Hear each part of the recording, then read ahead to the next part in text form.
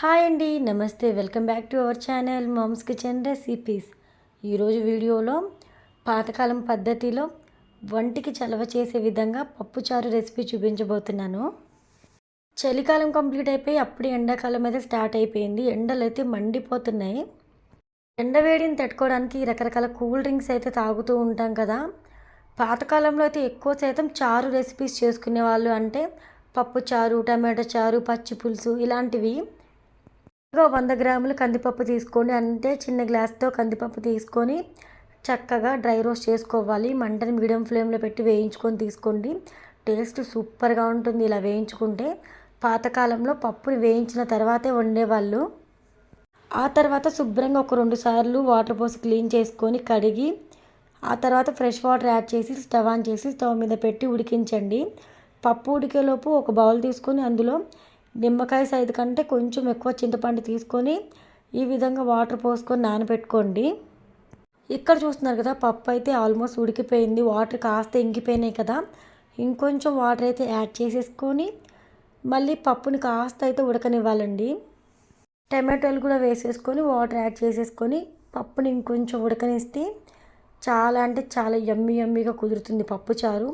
పప్పుచారులోకి పప్పు పర్ఫెక్ట్గా ఉడికించుకుంటేనే రుచి బాగుంటుంది.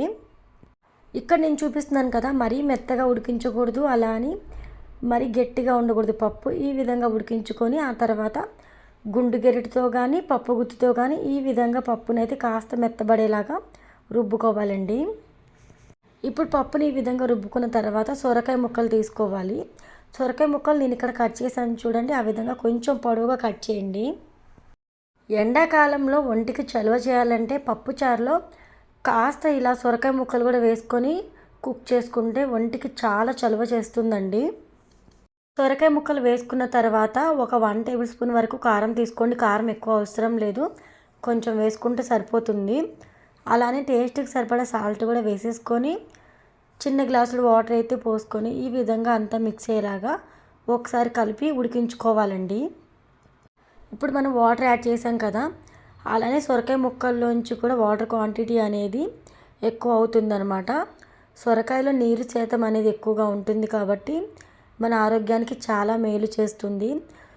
అందుకనే ఎండాకాలంలో సొరకాయని తరచుగా తీసుకోవడం వల్ల చాలా హెల్త్ బెనిఫిట్స్ అయితే ఉంటాయండి. ఇప్పుడు సొరకాయ ముక్కలు సగానికి పైగా ఉడికిన తర్వాత ముందుగా మనము చింతపండుని నానబెట్టుకున్నాం కదా, చింతపండు నుంచి చింతరసాన్ని సపరేట్ చేసుకొని చింతరసం మరీ చిక్కగా కాకుండా ఈ విధంగా పలుచగా పోసుకోవాలండి. చింతరసం యాడ్ చేసిన తర్వాత ఒకసారి గరిటెతో అంతా మిక్సీ అలా కలుపుకొని మంటని హై ఫ్లేమ్లో అడ్జస్ట్ చేసుకొని ఒక 10 నుంచి 15 నిమిషాల వరకు చక్కగా చారునైతే మరగనివ్వాలండి. వేడివేడి అన్నంలో ఒక్క సొరకాయ పప్పుచారు ఉంటే చాలండి, కడుపు నిండా తినేయచ్చు. అంత బాగుంటుంది ఈ ప్రాసెస్లో కుక్ చేస్తే. ఇక్కడ చక్కగా మనకి పప్పుచారు అయితే కుక్ అవుతుంది కదా. ఇప్పుడు మనము పప్పుచారు చక్కగా చారు మరిగేంతలోపు తాలింపు కూడా ప్రిపేర్ చేసేద్దామా మరి? పదండి అయితే. పప్పుచారుకి మంచి రుచి రావాలంటే తాలింపుతోనే సాధ్యమండి. తాలింపు చక్కగా పెట్టారంటే పప్పుచారు అద్రిపోతుంది అంతే. ముందుగా స్టవ్ ఆన్ చేసుకొని ప్యాన్ పెట్టుకొని ప్యాన్ ఇట్టిన తర్వాత ఒక 2 table spoon oil, 1 table spoon పచ్చిశనగపప్పు, 1 టేబుల్ స్పూన్ మినప్పప్పు, అలానే 1 టేబుల్ స్పూన్ వరకు జీలకర్ర, అలానే ఒక 1 టేబుల్ స్పూన్ వరకు ఆవాలు వేసుకోవాలి.